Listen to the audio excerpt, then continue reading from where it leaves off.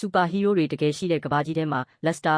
ဆိုတဲ့မိဘမဲ့ကောင်လေးတယောက်ဟာဘတ်စကားပေါ်မှာကာတွန်းစာအုပ်ဖတ်ရင်းခီးနေခဲ့ပါတယ်။စာအုပ်တိုင်းမှာဘီလိန်လူဆိုးတွေကြီးအမြဲရှုံနေတာကိုကြည့်ရတာရိုးအီလာတဲ့ Lester ဟာဇလန်းကိုစိတ်ကူးထဲမှာတမျိုးပြောင်းလဲပုံဖော်မိပါတော့တယ်။သူကိုယ်တိုင်ပဲတရွက်ဖန်မိဘမဲ့လို့အမိရတဲ့စူပါဘီလိန်ကြီးအဖြစ်နေရာယူလိုက်တာပေါ့။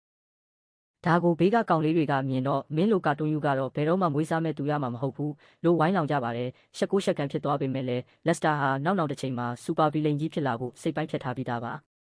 အဲ့ဒီလိုနဲ့သူဟာလူဆိုးနောက်လိုက် henchman အဖြစ်စေတနာဝန်ထမ်းလက်ခံတဲ့အစီအစဉ်တစ်ခုမှာပါဝင်ဖို့ဆုံးဖြတ်လိုက်ပါတယ်။နောက်ထပ်နှစ်အနည်းငယ်ကြာပြီးအသက်16နှစ်ပြည့်တဲ့အခါမှာတော့ Lester ဟာနာမည်ကြီးဘီလိန်တယောက်ရဲ့အခြေစိုက်စခန်းကိုတွားရောက်စီးရင်တွင်းပါတော့တယ်။အဲ့ဒီနေရာကတော့ Pepper the Burglar လို့ခေါ်တဲ့ဘီလိန်ကြီးကလက်နက်အဖြစ်သုံးဖို့ရေဒီယိုတတိကြွဒိန်ခဲတွေထုတ်လုပ်တဲ့စက်ရုံကြီးဖြစ်ပြီးစစ်သားတွေအပြင်တာမန်ဝန်ထမ်းအလုပ်သမားတွေလည်းအများကြီးရှိတဲ့နေရာပါ။စက်ရုံပြက်ကြီးနဲ့စူပါဟီးရိုးများရဲ့တိုက်ခိုက်မှု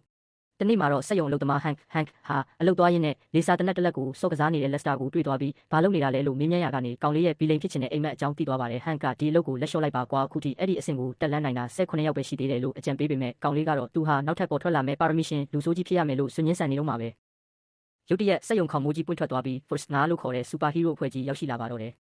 ဘီလိန်ကြီးPepperကသူ့လူတွေကိုရေဒီယိုတတိကြွဒိန်ခဲတနက်တွေနဲ့ပြန်တိုက်ဖို့အမိန့်ပေးပေမဲ့ Force 9အဖွဲ့ရဲ့စွမ်းရည်ကိုမရှင်နိုင်ခဲ့ပါဘူး။အဖွဲ့ဝင်အမွှာမောင်နှမတွေကသူတို့ရဲ့ပုံဖန်ဂွန်းလုံးတွေကနေစွမ်းရည်လိုင်းတွေနဲ့ပစ်ခတ်တယ်လို့ Happy Bay ကလည်းသူ့ရဲ့ရုံးဆန်နိုင်တဲ့ခန္ဓာကိုယ်ကိုဂျင်းလိုလက်ပြီးလမ်းမှာရှိသမျှလူဆိုးနောက်လိုက်တွေကိုတိုက်ခိုက်ချင်မှုပါတယ်။နောက်ပြီးအရှိန်ဟုန်ပြင်းပြင်းနဲ့တိုက်ခိုက်တတ်တဲ့ Neck of Time ကြောင့်လူဆိုးတွေခများခုခံဖို့အခွင့်အရေးတောင်မရလိုက်ပါဘူး။တိုက်ပွဲပြင်းထန်လာပြီးစက်ရုံကြီးတစ်ခုလုံးပျက်စီးသွားတဲ့အတွက် Hank နဲ့သူ့တငယ်ချင်းတွေအမြန်ဆုံးထွက်ပြေးကြရပါတယ်။အဲ့ဒီလိုပြေးရင်းနဲ့ Lester တယောက် Hero Jack ကိုဒိန်ခဲတနက်နဲ့လိုက်ပစ်နေတာကို Hank မြင်သွားပါတယ်။ဒါပေမဲ့ Hero ကပုံမြန်တဲ့အတွက်ကြီးတွေကိုရှောင်တိန်ပြီး Lester ကိုတရားကြိုးဆုံးမှာပိတ်ဆို့ဖမ်းဆီးဖို့လုပ်တဲ့အခါ Hank က Grange အင်္ဂလိပ်ဘီလိန်မြို့တော်ကအလုတ်ကင်ပြပွဲ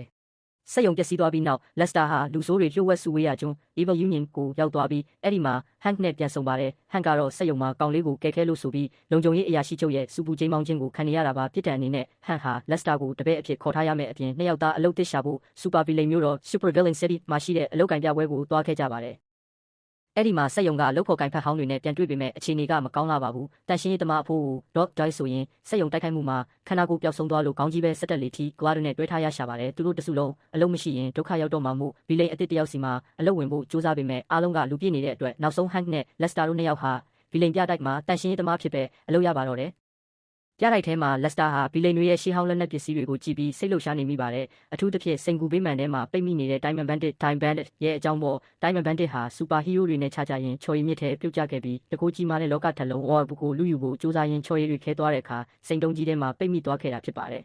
။ပုံမြင်တွေအရအဲ့ဒီလုံးတော်ကိုဖွင့်နိုင်တဲ့သူဟာမိမိဖြစ်ချင်တဲ့အိမ်မက်မှန်သမျှကိုအကောင့်ထဲဖော်နိုင်စွမ်းရှိတယ်လို့ဆိုပါတယ်။ဒါပေမဲ့ Hank ကတော့ဒါတွေကိုစိတ်မဝင်စားပဲ Lester ကိုကြမ်းတိုက်ခိုင်းထားခဲ့ပါတယ်။ပြတိုက်ထဲမှာ Lester ဟာဘီလိန်တွေရဲ့ရှေးဟောင်းလက်နက်ပစ္စည်းတွေကိုကြည့်ပြီးစိတ်လှုပ်ရှားနေမိပါတယ်။အထူးသဖြင့်စိန်ကူပေးမှန်ထဲမှာပိတ်မိနေတဲ့ Diamond Bandit ရဲ့အကြောင်းပေါ့။ Diamond Bandit ဟာစူပါဟီးရိုးတွေနဲ့ခြားကြရင်ချော်ရည်မြစ်ထဲပြုတ်ကျခဲ့ပြီးတကိုးကြီးမားတဲ့လောကထက်လုံးဝါဘူးကိုလူယူဖို့စူးစမ်းရင်းချော်ရည်တွေခဲသွားတဲ့အခါစိန်တုံးကြီးထဲမှာပိတ်မိသွားခဲ့တာဖြစ်ပါတယ်